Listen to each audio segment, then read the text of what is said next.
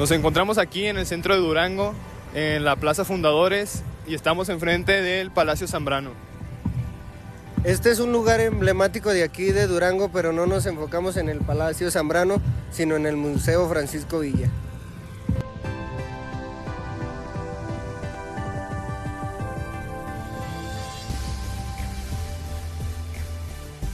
¿A dónde van los trenes pasajeros? ¿A dónde van palomas del oriente? ¿A dónde irán los cantos más dolientes?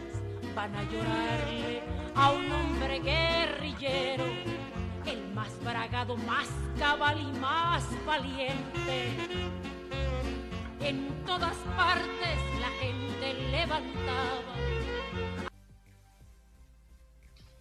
Antes que nada comenzaremos con una pequeña introducción de lo que fue el general Francisco Villa.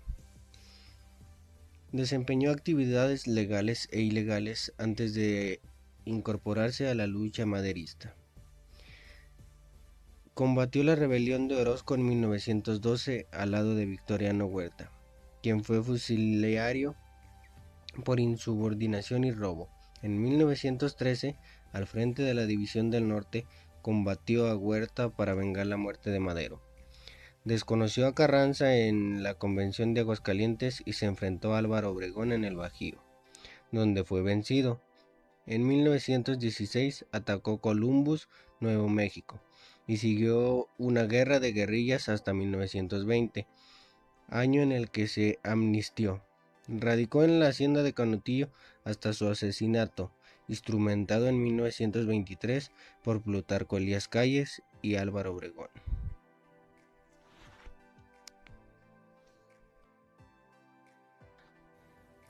La indumentaria villista. Si bien existieron diferentes vestimentas según el origen social y económico de los revolucionarios, el uniforme del grueso de la tropa fue su propia ropa de trabajo, compradas en las tiendas de raya o confeccionadas por las mujeres de los rebeldes.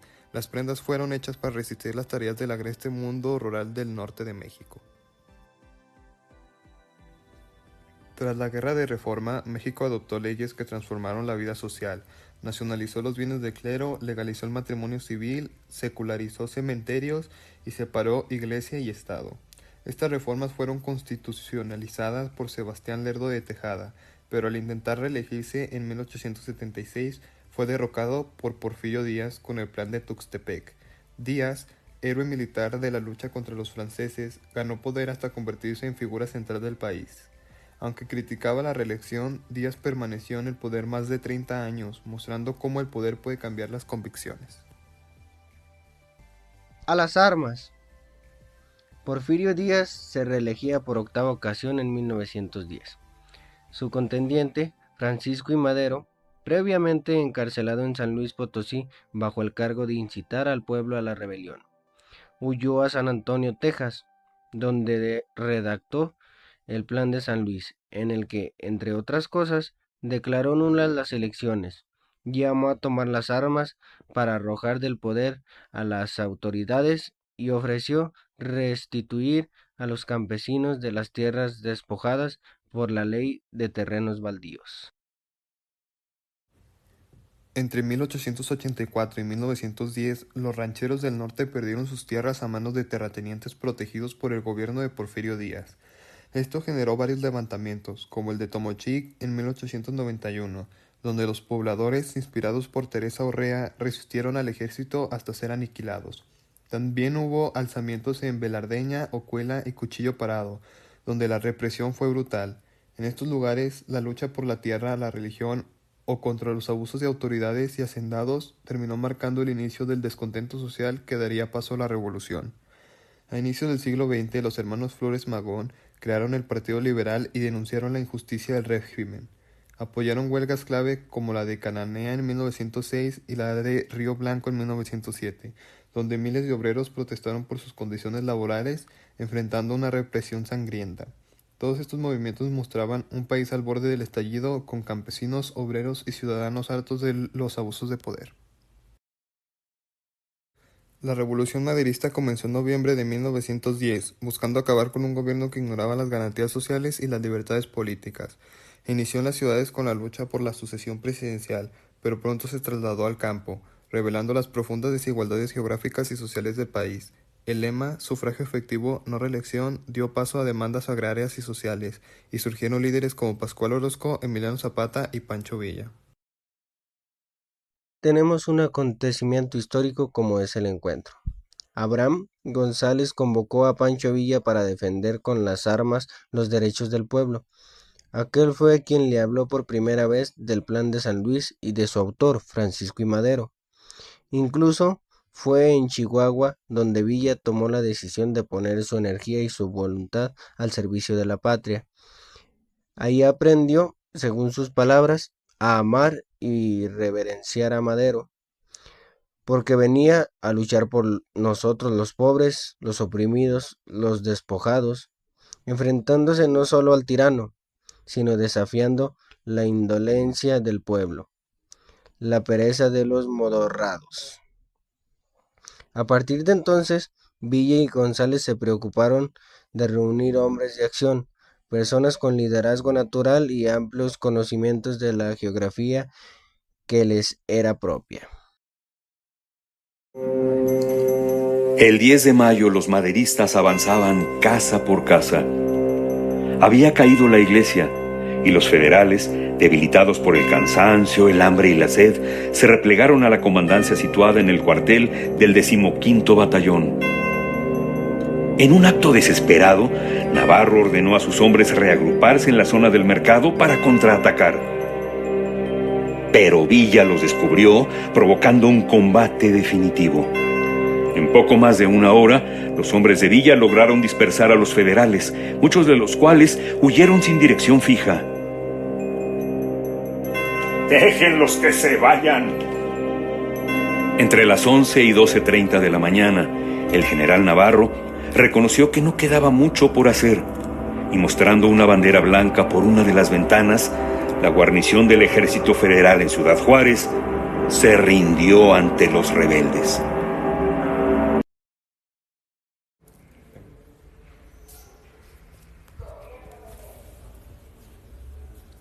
Como acontecimientos importantes de la historia del general Francisco Villa, tenemos que el 9 de febrero de 1913, el cuartelazo encabezado por Bernardo Reyes, Félix Díaz y Manuel Mondragón, en la rebelión puso a la Ciudad de México en caos, y en la rebelión fueron ejecutados el presidente Francisco I. Madero y el vicepresidente José María Pino Suárez. También podemos destacar que el 8 de marzo de 1913, desde El Paso, Texas, Pancho Villa cruzó el río Bravo al lado de 8 compañeros. A partir de entonces, ejecutó actos de justicia social que le atrajeron la simpatía y el apoyo popular de mucha gente.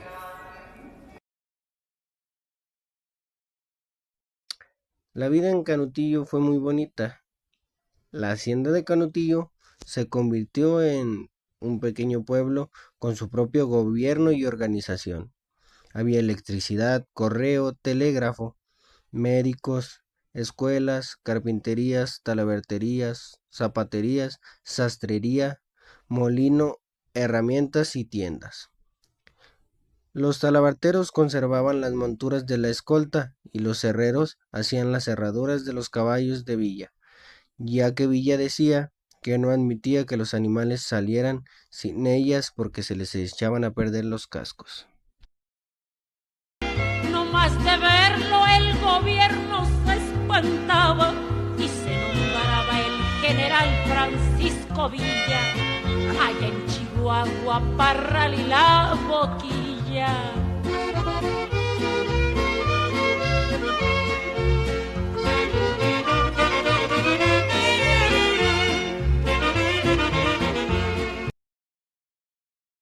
Y aquí tenemos un memorial a los combatientes de la División del Norte. Ellos fueron solo algunos de los miles de los integrantes de la División del Norte.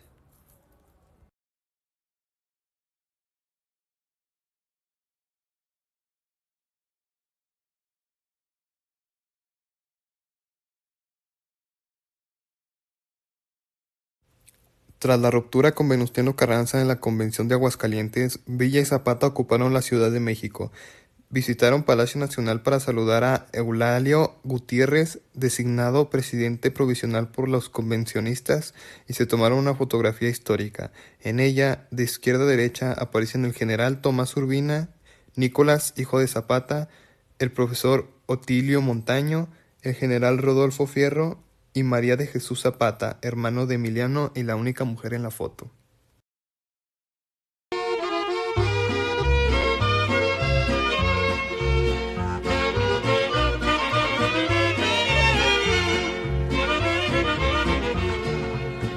¿A dónde van los trenes pasajeros? ¿A dónde van palomas del oriente? ¿A dónde irán los cantos más dolientes? Van a llorarle a un hombre guerrillero, el más bragado, más cabal y más valiente. El 20 de julio de 1923, el general Francisco Villa fue emboscado y asesinado en Hidalgo del Parral, Chihuahua. La opinión pública consideró que se trató de un atentado político, señalando como autor intelectual al secretario de Gobernación, Plutarco Elías Calles, con el consentimiento del presidente Álvaro Obregón. Rumores sobre los planes de Villa de levantarse nuevamente en armas aceleraron el complot en su contra. En una entrevista de 1922, Villa había declarado que podría movilizar a miles de hombres y expresó su interés en convertirse en gobernador de Durango, lo que lo alejó de su promesa de mantenerse al margen de la política. El grito de guerra villista, ¡Viva Villa!, fue la señal acordada para disparar en su contra. ¿Qué falta que hace que reviva Pancho Villa? ¿Qué falta que hace que reviva Pancho Villa?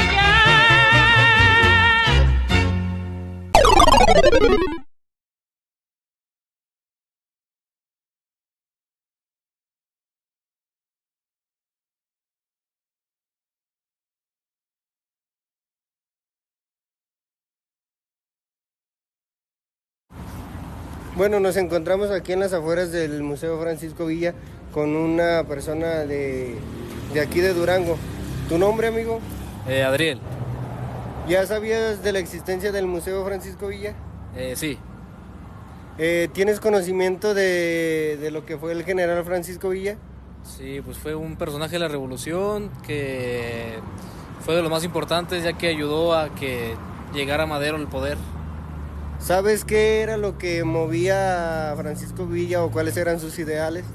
Pues peleaba por los ideales de la libertad, además de que pues él no obtuvo, bueno, él no llegó al poder de presidente porque sus ideales no se lo permitían y buscó a alguien preparado para eso. ¿Qué tan cierto es, tú que eres de aquí de Durango, la teoría de que llegó a la silla presidencial y no la quiso porque no tenía los estudios requeridos para ese puesto? Pues si nos vamos a lo histórico, pues es cierto, ya que hay una fotografía donde está en la silla presidencial y todos lo apoyaban a él para que fuera presidente, pero no quiso. Aquí estamos con el coronel Ramón Contreras, único sobreviviente de aquel atentado del 20 de julio de 1923. ¿Nos puede contar un poco de su historia, por favor? Así es. Bueno, yo nací en Charco Hondo, municipalidad de San Juan del Río, en 1880. Acompañé a mi general Villa en varias de sus batallas.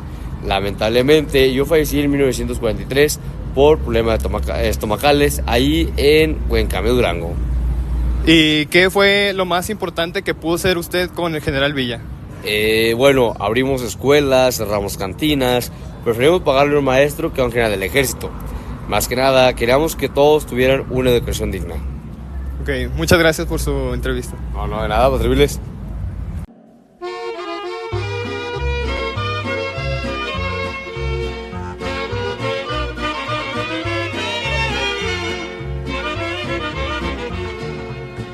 ¿A dónde van los trenes pasajeros? ¿A dónde van palomas del oriente? ¿A dónde